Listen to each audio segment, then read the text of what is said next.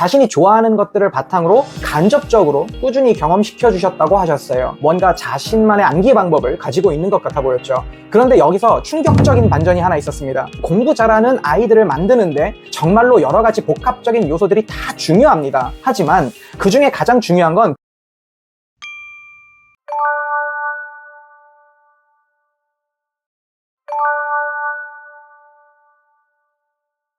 함께하면 힘이 됩니다. 안녕하세요. 20년차 대학 입시 전문가 상위권쌤입니다. 오늘 내용은 좀 흥미롭고 특별한데요. 오늘은 우리 구독자님들과 함께 좋은 대학을 진학했던 학생들의 특징과 가정 환경에 관해서 이야기를 나눠보려 합니다. 요즘 유튜브 교육 채널들 보면요, 공부 잘하는 아이들 특징 같은 유사한 내용들이 정말 많은데요. 이 영상은 좀 다를 것 같습니다. 깊숙이 들어가거든요. 그리고 두 가지 전제하고 갈게요. 첫 번째는 교육에 있어서 정말 중요한 것은 세세한 세부 사항들을 가르치는 것보다 공부하는 아이의 마음을 움직이는 거라는 것. 그리고 두 번째는 공부하는 데 있어서 타고난 공부머리나 DNA 물론 중요하지만 그것은 학습의 속도를 올려주는 차이일 뿐이지 학습 성공 여부에 있어서는 절대적인 것이 아니라는 것입니다. 오늘 이야기를 다 들어보시면 이해하실 수 있을 거예요. 오늘 이야기가 시작될 수 있었던 이유는 며칠 전에 전화 한 통 때문이었습니다. 오늘 이야기는 정말 흥미로우실 거고요. 다른 가정을 관찰해보는 것처럼 뒤로 가면 갈수록 정말 구체적일 거예요.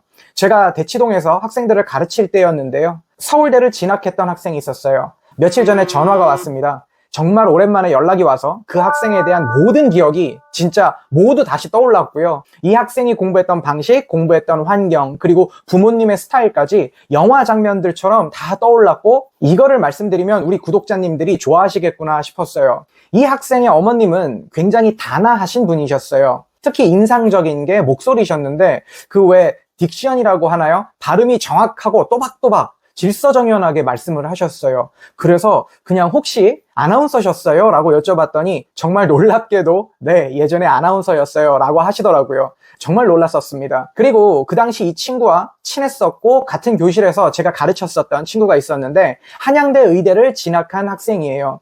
지금은 전문의 과정이고 레지던트차라고 들었습니다. 이 학생도 특징을 들어보시면 참 재미있습니다. 부모님이 두 분 다 약사셨고 아들아 너는 약사 말고 의대 갔으면 좋겠다 라고 늘 말씀하셨다고 했어요. 제가 잘 기억하는 게 보통 상담을 오시면 어머님들만 오시는데 이 학생 같은 경우는 부모님이 함께 오셨어요. 그 당시만 해도 보통 아버님들이 교육 개입이 심하시거나 상담까지 함께 오시는 사례가 거의 없었기 때문에 더 잘 기억나는 것 같아요. 그런데 부모님 두 분 다 특히 아버님께서 정말 부드럽고 인자하고 겸손하시고 친절하셨어요.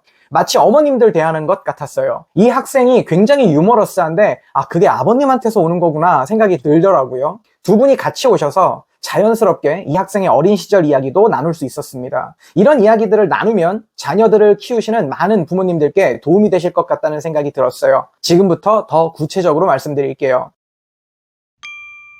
서울대 간 이 아이가 저한테 하던 얘기가 기억나는데 이 친구의 특징은 몸을 쓰고 움직이는 거를 싫어하는 타입이었고요. 가만히 앉아서 생각하거나 책을 읽거나 좀 사색가 같은 타입이었죠. 특히 게임하는 걸 참 좋아했어요. 근데 그 게임이 총 쏘는 거나 롤 같은 게임이 아니라 바둑이나 장기를 그렇게 좋아했습니다. 체스도 좋아했고요. 그런 류의 게임에 정말 탁월한 소질이 있는 것처럼 보였어요. 그래서 제가 너는 세계 체스 대회 같은 거 한번 나가봐라 얘기를 할 정도였었는데 나중에 그 대회를 나갔는지는 제가 모르겠습니다. 그런데 이 친구의 공부하는 특징을 살펴보면 아주 특이한 점이 하나 있어요.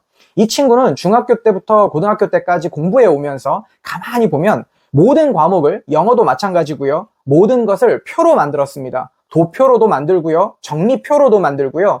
나중엔 정말 짜임새 있는 작은 글씨의 커닝 페이퍼까지 만드는 걸 봤어요. 대부분 남학생들이 샤프나 검정 볼펜으로 정말 보기 싫게 쓱쓱 필기하고 밑줄 치고 하는 게 보통인데 이 친구는 남자아이인데도 형형색색 형광펜과 미세하게 써지는 펜들을 가지고 다니면서 그렇게 예쁘게 만들 수가 없었어요. 그러면서 그 도표 페이퍼를 만들면서 머릿속에 정리하고 공부하고 그 다음에 머릿속에서 이미지로 일치시키는 작업을 한다고 말하더라고요. 자기는 그렇게 안 하면 공부가 안 된대요. 그런 방식으로 공부하는 학생이었어요.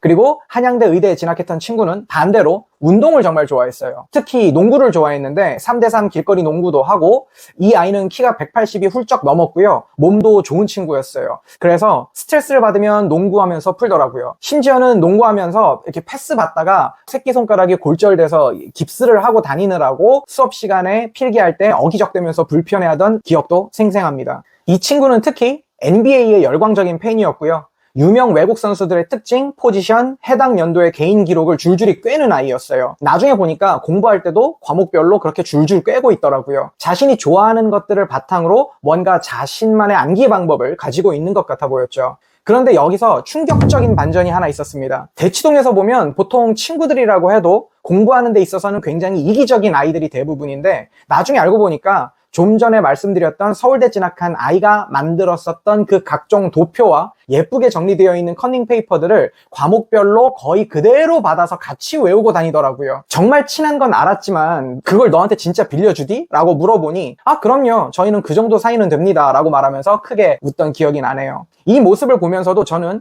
아이들의 주변 환경이나 친구 환경이 얼마나 중요한지를 새삼 깨달을 수 있었어요. 그러면서 자연스럽게 이 두 아이에게 너희 부모님들도 친하시니? 라고 묻게 되었었고, 아이들의 대답은 네 였어요. 그러면서 부모님들의 특징에 관해서도 생각해 볼 수 있었죠. 좀 전에 제가 서울대 진학한 아이의 어머님이 아나운서 같다고 말씀을 드렸었죠. 이 부모님의 특징이 주말이 되면 그런 시스템이 있는지는 저도 그때 처음 알았었는데, 대치 미도 아파트였던 걸로 기억해요.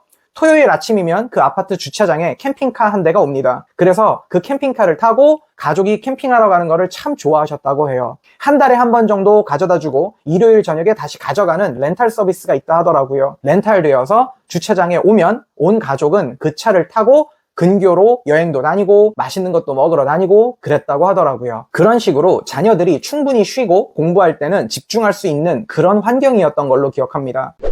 다만 이 아이가 고등학생이 되면서는 방금 말씀드린 그런 부분들은 상당히 줄어들었고, 아이는 학원에 왔던 걸로 기억해요. 제가 볼 때 방금 말씀드린 가정은 좀 화려한 스타일이라고 해야 하나? 그런 삶의 방식을 가지고 계셨던 반면에 한양대 의대를 진학했던 이 친구의 부모님에 대해서 말씀드리자면 굉장히 수더분하시고 평범하시고 좀 그랬어요.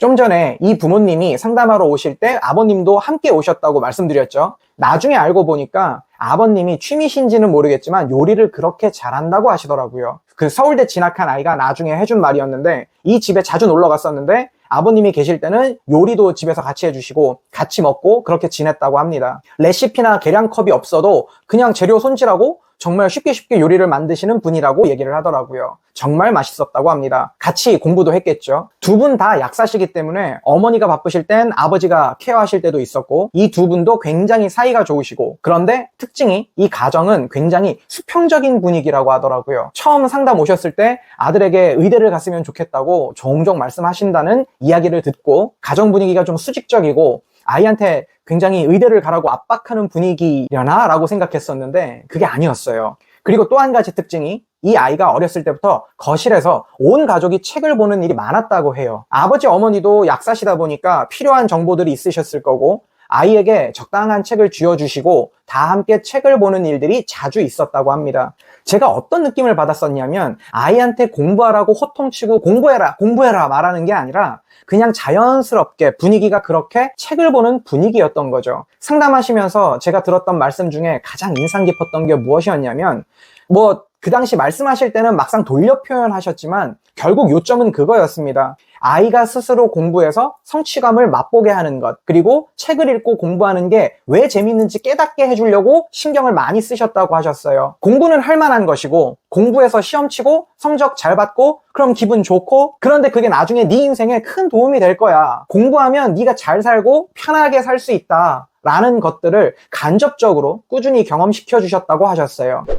오늘 이야기를 들으시면 분명히 결국 부모들이 똑똑하니까 그렇겠네, 타고났겠네, DNA 때문이지, 공부머리는 따로 있는 거라니까, 그런 말씀들을 하시는 일부 분들이 계실 것 같아요. 그런데 제가 그 당시 아이들을 가르치면서 부모님들을 뵈면서 대화들을 하면서 느꼈던 거는, DNA나 타고나는 공부머리가 절대로 다는 아니라는 거예요. 왠지 아세요? 그 당시 그 반에 같이 있었던 아이들의 부모님들 중에 의사시거나 변호사시거나 회계사거나 했던 가정의 아이들이 상당수 많았습니다. 하지만 그 중에는 성적도 안 나오고 아이가 삐뚤어지고 한 경우도 정말 많이 봤어요. 아시겠나요? 제가 말씀드리려는 거는 공부 잘하는 아이들을 만드는데 정말로 여러 가지 복합적인 요소들이 다 중요합니다. 하지만 그 중에 가장 중요한 건 부모님과 자녀와의 관계라는 거예요. 그리고 가정 분위기와 환경이 정말 따뜻하고 말 그대로 러블리했습니다. 그것이 얼마나 중요한 것인지를 꼭 말씀드리고 싶었어요. 그리고 저희 채널에 앞으로도 종종 영상을 보러 오실 거라면 저희와 함께 해주시는 건 어떨까요? 단 한 번의 구독 클릭이 앞으로도 여러분의 자녀 교육에 도움이 되는 영상을 제작하는데 정말 큰 힘이 되거든요.